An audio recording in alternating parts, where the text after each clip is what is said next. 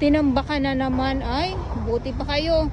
Ito yung sinasabi ko sa inyo na buti pa kayo updated sa mga pagtatambak ng Dolomite Sand.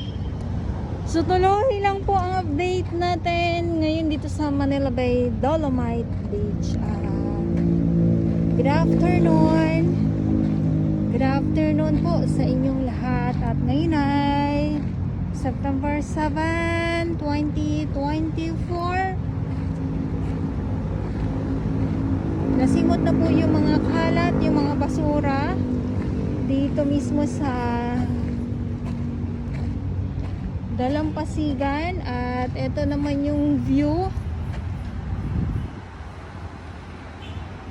yung tulay, nag-iisang tulay ngayon, or yung nag-iisang tulay dito sa Dolomite Sand. Dito lang yan sa may sa may gilid ng or dito sa may US Embassy po. Yan. So ito yung ating update ngayong hapon.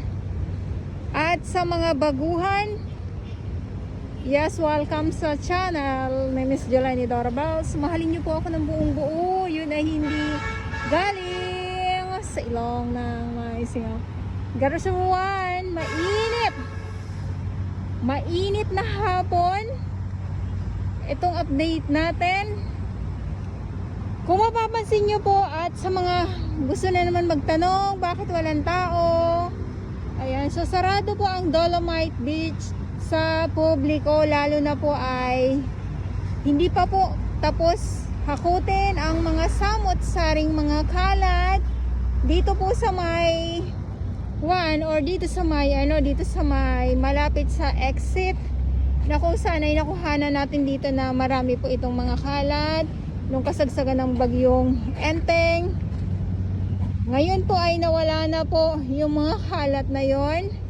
At doon sa kabila, sa papuntang 500 meters ay doon po ang sobrang dami na kailangan po ay simutin po yung mga basura.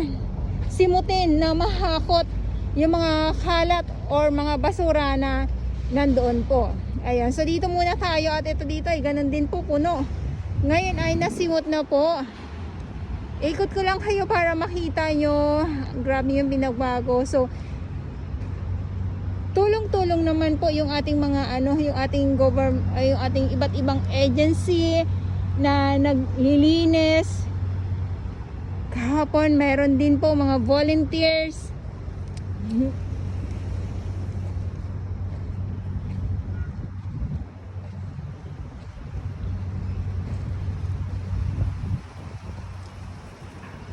Grabe yung pinagkaiba talaga pag yung pagkatapos ng bagyo, yung nahahakot yung mga kalat, maganda sa mata. Maganda sa mata ang view ng Dolomite Sand pag wala pong mga kalat. Ayan. So hapon na din po. Kaya medyo yung kuha natin ay madilim, makulimlim. Gawa na din ay, tingnan nyo naman po yung panahon, makulimlim ang ating kalangitan. So hindi ko alam kung babagsak na naman tong ulan. Sabi nga nila kuya may bagyo na naman. Wala nang katahimikan sa, alam nyo po yun, yung panahon na sunod-sunod yung bagyo. Wala na, grabe. Kaya yung Dolomite din naman po, kung mahahakot yung mga kalat, meron na naman kaagad papalit. Yung ganong senaryo na paulit-ulit, pero nakakatuwa kasi yung ating mga warriors or yung ating mga volunteers talaga naman ay tulong-tulong talaga na maglinis dito sa Dolomite. Ayan, so ulitin ko lang po pag ito po ay pinasadahan ng makinarya, maganda tingnan ang Dolomite Beach po. So yung gray sand or black sand nahihiwalay po muli sa sa Dolomite Sand po. Ayan, so walang tinatambak na panibagong Dolomite Sand. Makikita nyo naman po yan pag merong barge dyan sa laot. Nandyan po talaga nakaabang ang barge na may dalang dolomite sand at hindi. Doon sa Cebu lang. Talagang malalaman at malalaman po ninyong lahat yan. Kaya sa mga nagko-comment po na ako nga na araw-araw, no, halos dito na po nakatira. Ako po ay hindi updated sa mga ganyan mga panibagong pagtatambak. O biruin nyo, di ba? Panibagong pagtatambak, hindi ko alam. Kayo lang ay nakakaalam. Okay, so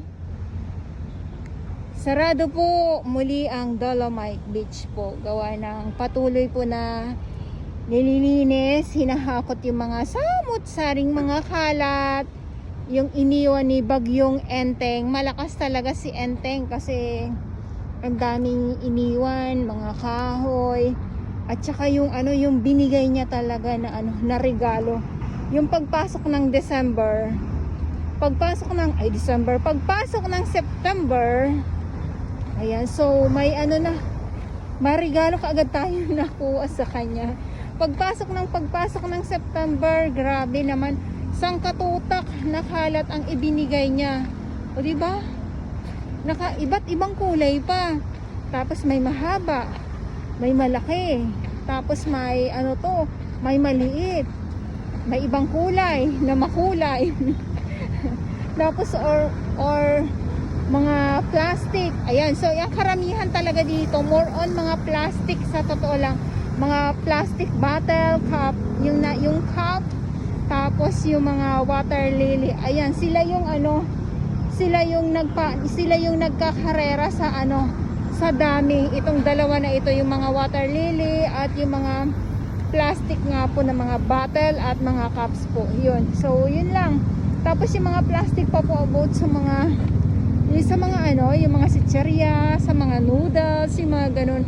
Mayroon din po dito. Ayan yung ayan yung paano masolusyonan yung mga ganyang kadami mga plastic na napapadpad po dito sa Dolomite Beach or dito sa Manila Bay. Kasi grabe, sobrang kalat talaga ng mga plastic na yan. Nagkalat talaga. Although na sinasabi nila kuya, kalakal, nabebenta nila yung mga ganon. So yun nga lang, kaya lang minsan masakit talaga sa mata kasi talaga sila yung ang dami bukod sa mga water lily po. Yun, ayan, so ito yung update natin. Muli, ulitin ko lang, at sa mga baguhan, yes, welcome sa channel Miss Jelani Torabas.